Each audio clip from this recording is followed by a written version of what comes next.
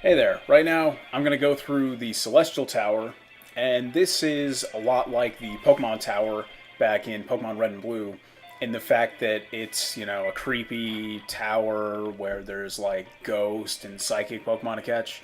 And specifically, in the Celestial Tower, you can catch Litwick, which is a ghost fire type, which is a pretty cool Pokemon, I think, and Elgium, which is a psychic Pokemon, which I don't really care for, but anyway, throughout this entire tower, you can battle a lot of psychic trainers, and pretty much the running theme is either ghost or psychic for the most part. And actually, there's more psychic than ghost.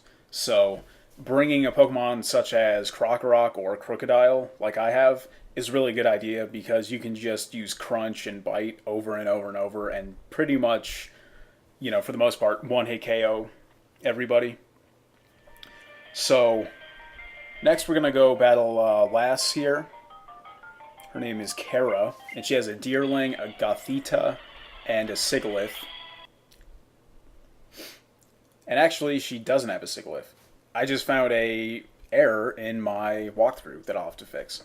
But anyway, she has a Deerling and a Gothita, both of which are level 30, and neither of which are terribly difficult.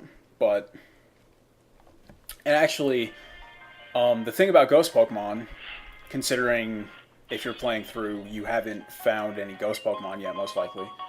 Um, the thing about them is they can't hit, or ghost type attacks won't hit normal type Pokemon, and normal type attacks won't hit ghost type Pokemon. So that's a pretty odd mechanic that you should keep in mind if you have any Pokemon with normal attacks. Trying to go through here, if you find a Litwick that you want to take out using Tackle, it won't work. So this Pokefan has an Emolga and a Herdier. And as always, watch out for Herdiers and their takedown move because it does a lot of damage. And right there you can see my Krokorok got paralyzed through Emolga.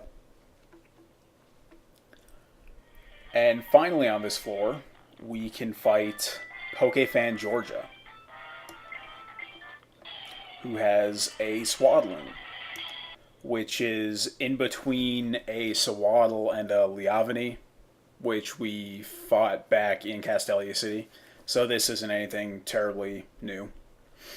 But to the southwest of Pokefan Georgia here is TM61 Will-O-Wisp, which is a pretty awesome move because it is a guaranteed burn, and that's all it does. It doesn't do any damage, it just burns the opposing Pokemon.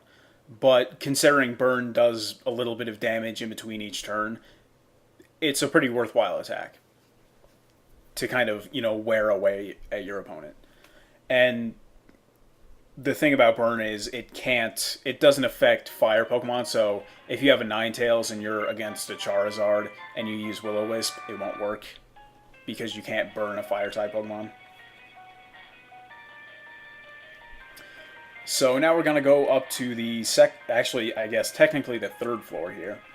And the thing about all of these psychics is that it's really, really easy if you want to dodge them because each time you tap B, and I think I'll demonstrate this later on in the video, but each time you tap B, they change the direction that they're looking from north, east, southwest.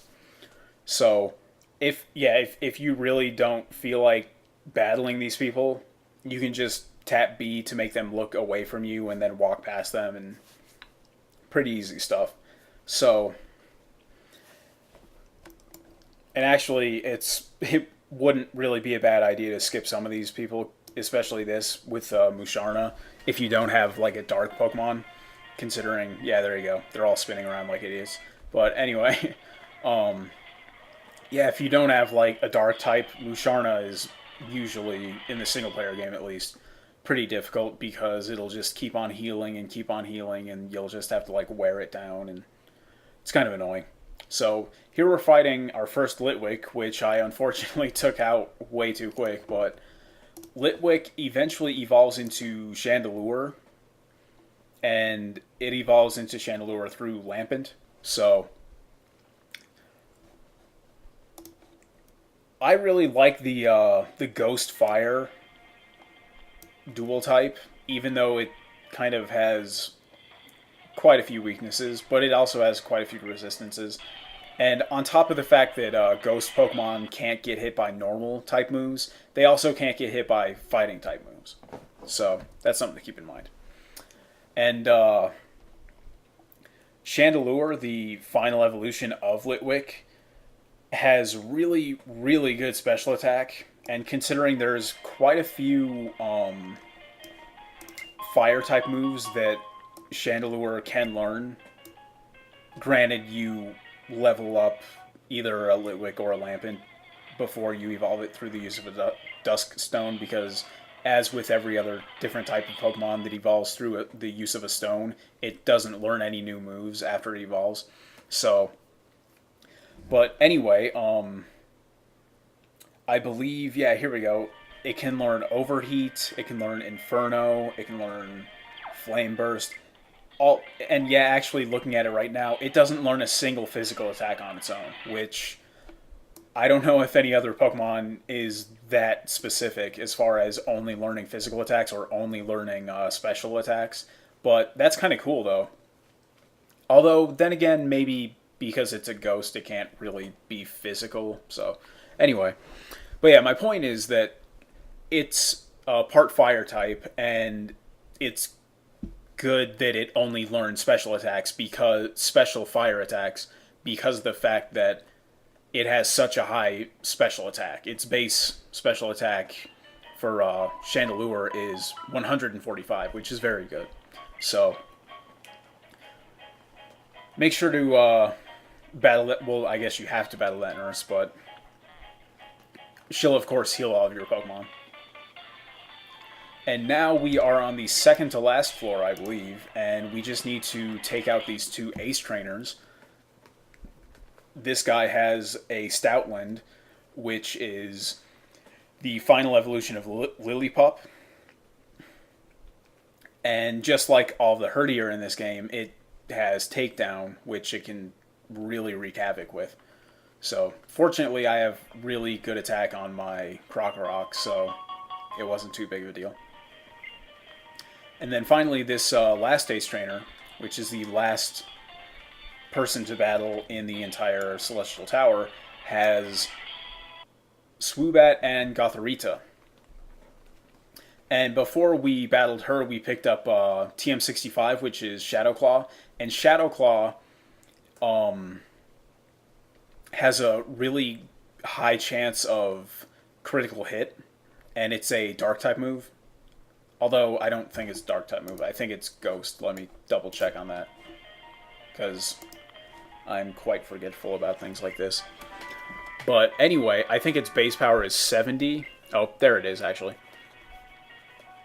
Anyway, its base power is 70. Yeah, it's a Ghost-type move, not Dark. And it has a really high critical hit ratio. So it's a pretty okay move, although most of the time I'd probably use Shadow Ball instead, because I think Shadow Ball has 80 power as opposed to Shadow Claw's 70 power. And Shadow Ball has the chance of decreasing your opponent's special defense, which Shadow Ball is a special attack, I believe. So, but anyway, right here we're going to ring this bell, and I guess it's going to atone for some Pokemon's sins, or put it to rest, or, you know, something like that. Who knows? And Skyla's going to bounce off to her gym. So now the only thing left to do is go back to Mr. Alton City and go to the west side of the city and go into the gym to battle Skyla. And she, of course, has flying-type Pokemon, so it would be good to bring Pokemon with electric attacks and rock-type attacks. So, gonna fast forward through this because it's not terribly exciting. And I'll go ahead and see you guys in the next video when we take on Skyla.